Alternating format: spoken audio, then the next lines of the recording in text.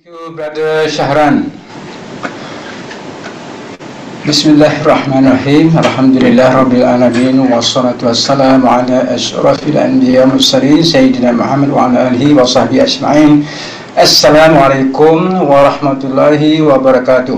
Waalaikumsalam warahmatullahi wabarakatuh. Good morning or good evening, or whatever, wherever you are. First of all, I would like to address Professor Omar Kasule, the Secretary General of IIIT. Sorry to miss his talk this morning.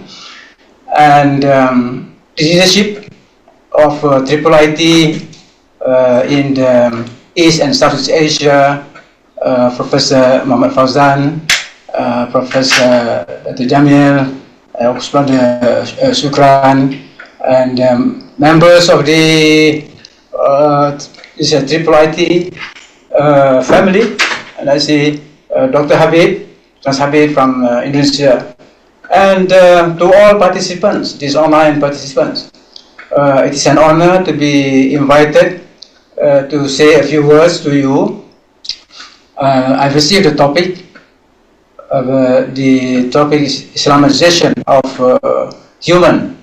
Islamization of knowledge, human sciences, the experience of the Islamic University, IIUM. Basically, it is the Kulliyah of Islamic revealed knowledge and the human sciences. My apology, I have not been able to prepare slides for you because of shortage of time, but what I thought what is appropriate for this online gathering, this is academic gathering.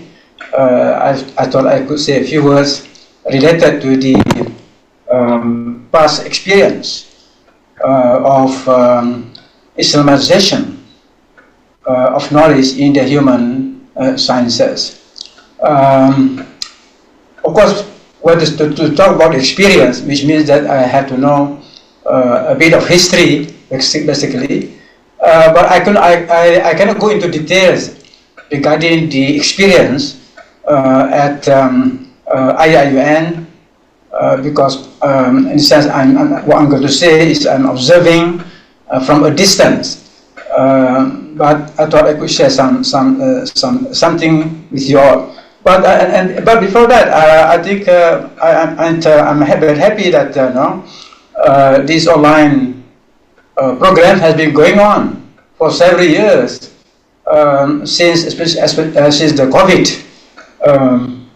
the trial that we faced. So in other words, listening to Brother Shahran, in other words, COVID has brought some good news for IIIT.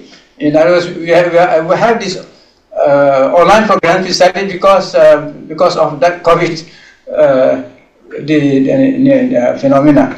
All right. I want to start this.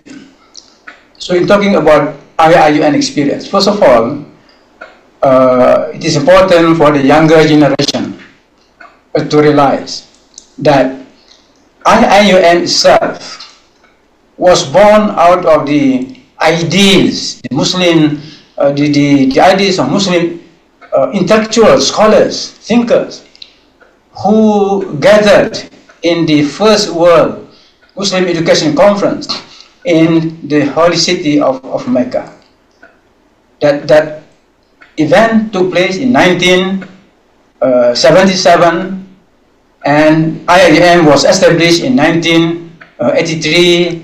So between 1977 and 1983, actually a number of programs were organized in different parts of the Muslim world, in Asia, in Africa, and these meetings, basically academic programs dealing with the question of how to deal with the challenges that Muslims face in the field of education. And certainly it was in that context that the idea of Islamization of knowledge. The several founders in Malaysia, we have Professor Syed Muhammad Naqib Al-Atas, in fact, presented a keynote paper at the World Conference in Mecca, and he is widely regarded as the founder as a founder of Islamization of knowledge. And being close to him, I learned many things. About that. And also, Professor Ismail Faruqi, one of my teachers at Temple University. So when he drafted the paper on the formation of the IIIT as an intellectual movement, I was fortunate to be shown the original draft, and he did ask for my ideas and any comments and on that. And so basically, of course, IIIT was the main organization, the main body, in the sense that carried out the Islamization of knowledge program at IIUM. And this thing is reflected in the name especially of the Kulliyah of Islamic revealed knowledge and the different departments within that. So that structure reflects precisely the objective, the goal of the new university, and how the Islamization of knowledge could be carried out within the context of Islamic revealed knowledge. So I saw the program that you're having, and it is quite broad. Yeah? In other words, and of course focusing on the subject, on these disciplines of psychology, communication, political science. Yeah? So of course these are the core, but these do not exhaust. These do not exhaust what we call human sciences. Yeah? I forgot to mention that, of course, sociology, anthropology, but these are the core disciplines in what is termed the human sciences. But when you use the word human sciences in the English language, then there is a possibility that we will be excluding some disciplines that always have been treated traditionally in Islamic civilization. And of course, certainly, I know that at IIUM, the Kulliyah of Revealed Knowledge, we also have the Usuluddin, we have the Principles of Religion, and of course, basically it's theology and also philosophy.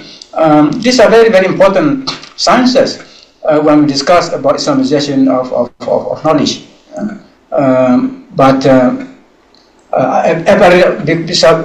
I understand, because you will have to concentrate for this particular online program on those four main disciplines. But another exercise of Islamization knowledge was going on in another part of the International Islamic University, which is ISTAC.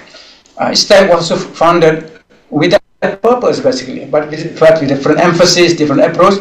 But the two together, the ISTAC campus and the main Gombak campus, carrying out this simultaneously, I think they really complement. They are not contradictory. They are not in opposition.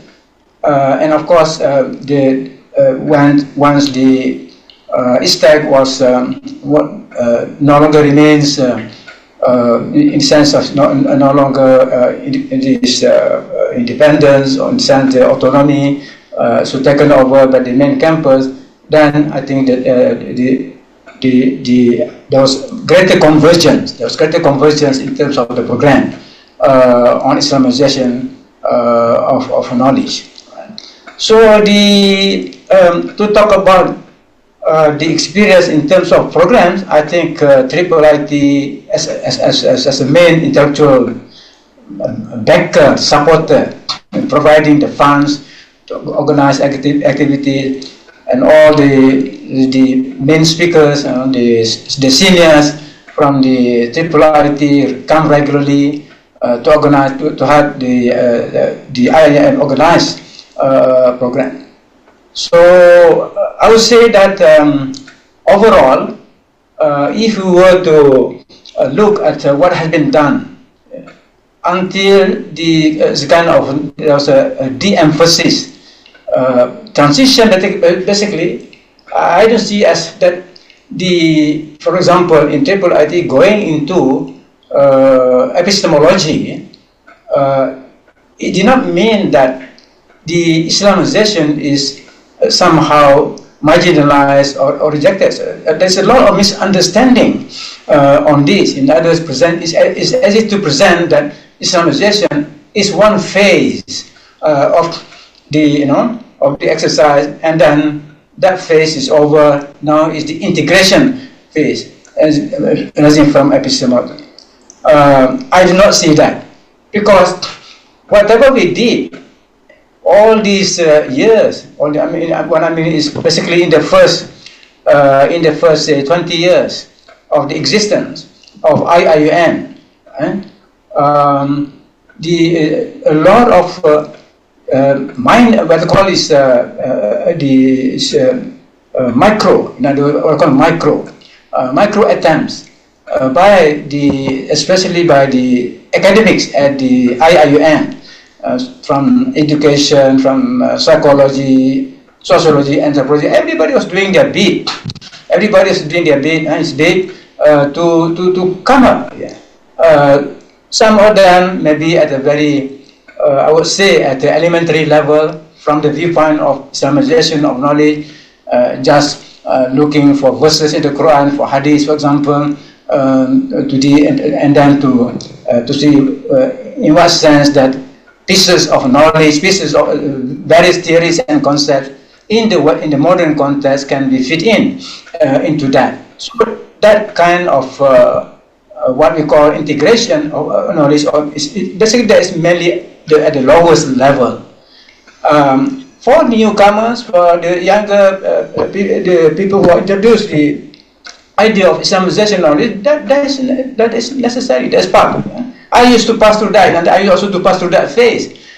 So when I wanted to talk about Islamization and natural sciences, for example, yes, I was looking to see the compatibility between versus between the scientific theories, new scientific discoveries, whether they fit into that, whether they are compatible with the Quran and the Sunnah of the Hadith.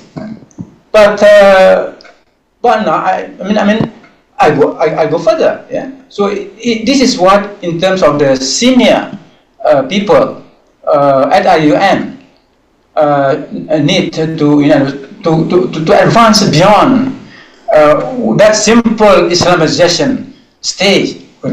But Islamization is a very, very broad concept. In fact, from the viewpoint of Tawheed, from the viewpoint of the Tawheedic perspective, Tawheedic epistemology, Islamization is the overall framework. Integration is only to be viewed within that broad context of Islamization. So Islamization and integration need to continue to go further together. So these two are the several pillars, four pillars, of this IIUM. So there should not be for example, now as far as the Islamization, that phase is over. Now we go to epistemology, and therefore epistemology emphasizes integration. We have to understand integration is not only at one level. We need to perform integration of knowledge at various levels, at many levels, until we reach the highest level that we call the highest the Tawhidic level. But if now the emphasis is on epistemology, that is correct, because in other words, we are going beyond now. we are going beyond now of trying to quote verses, to look for verses in the Quran. No, it is now epistemology means that what we call Islamization of the sciences themselves. In other words, it is more proper to say Islamization of the social sciences, Islamization of the human sciences, the Islamization of even of the philosophical sciences. Right? This is needed. So I hope from now, in other words, we need to discuss the now new issues basically. Yeah? What is it about the human sciences, for example, that we need now to concentrate on that was not treated previously? Basically, the fundamental ideas are there, the same. When I see, for example, the report I have here that I got from the Secretariat of IIIT. Yes, I mean, there was the concept, basically the worldview, the Islamic worldview, the concept of social science, human science, all that. The fundamental terms, the terminology, has not really changed. What's going to change is the knowledge content. This is what we need to increase the knowledge content of all those disciplines that we are talking about. But most important of all, and I would like here to emphasize this, that when Muslim scholars in the past, they talk about saying politics is a science. It's an science with the jama, this is plural, sciences, ulum. Singular and the plural is ulum, and so which means that there were very definite, very clear epistemological principle defining what a science is.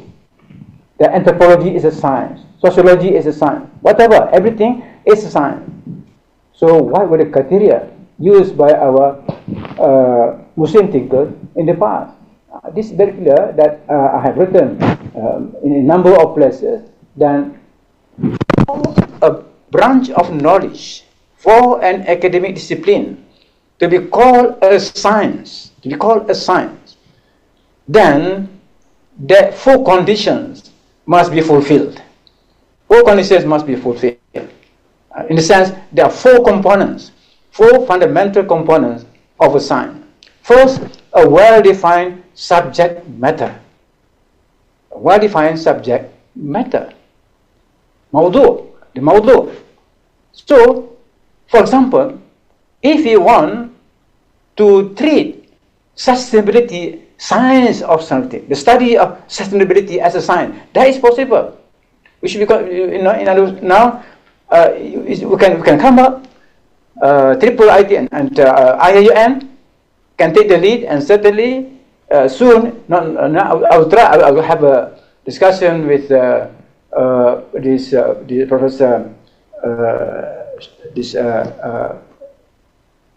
Sorry, 1 minute. IUMD.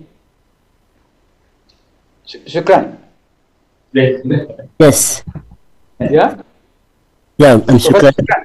Yes. Yeah. Shukran. Yeah. I mean, I think I will certainly be sit down with the college of revealed knowledge. In other words, we need to go into this new exercise basically. All right. So a well-defined subject matter. So is sustainability a well-defined term? Well, it's debatable. It is debatable. What do you mean by sustainability? I'm sure you'll get many answers to that. So in other words, the term is not yet well defined, but we must have in order to create a new branch of a new science called science of sustainability. And then the second component is the premises, the assumptions. the assumptions that we must believe that they are true, but we are not able to prove in that particular discipline. But in the case of Islamic perspective on the science of sensibility, then the premises must be in conformity with the worldview. In other words, when we talk about the worldview, we have to talk about basically theology. We talk about God, the divine principle. Yeah? So what is the connection between Allah and sustainability? Yeah? Because Allah is the sustainer. Allah is the sustainer. So that is the deepest level of assumption that we have to assume that. And then the cosmos. Cosmos is the creation. We have to have cosmological assumption. In other words, when we study political science, when we study sociology, anthropology, right?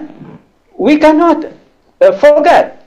We cannot forget that we have that background, the cosmological background.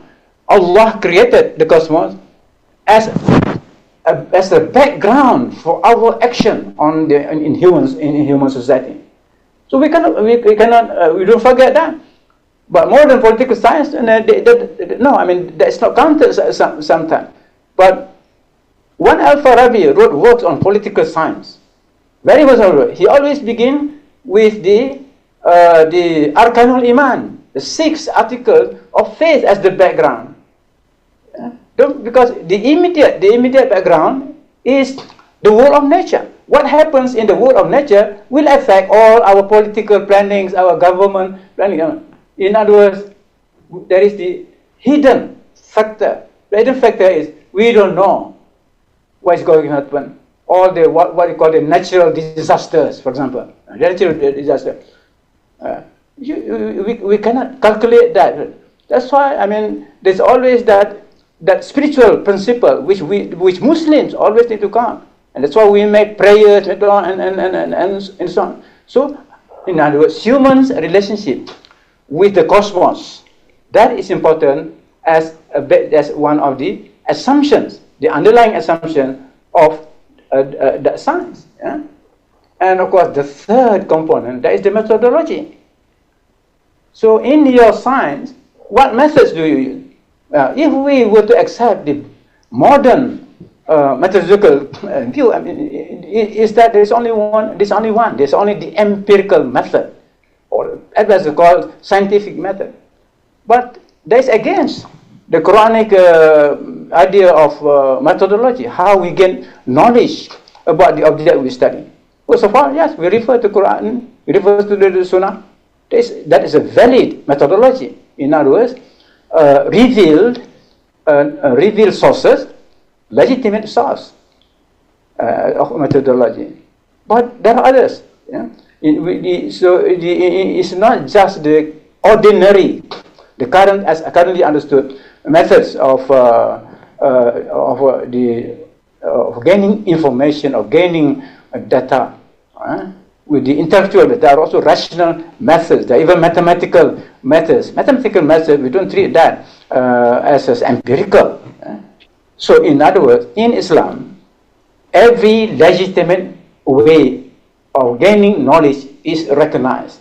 So, the question of how do we gain knowledge in anthropology, for example, that depends on our concept of human being. Yes, in other words, that's why for IIUM to teach anthropology, for example, we must not forget what is called spiritual anthropology. In other words, the spiritual concept of the human person.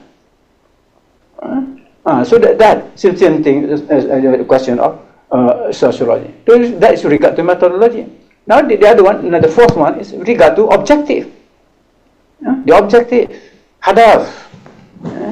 What is the objective? The immediate epistemological objective of each of the sciences. Not the question, not the far objectives, not the distant objectives. What the ummah will gain from our study. Those are distant objectives, epistemologically speaking.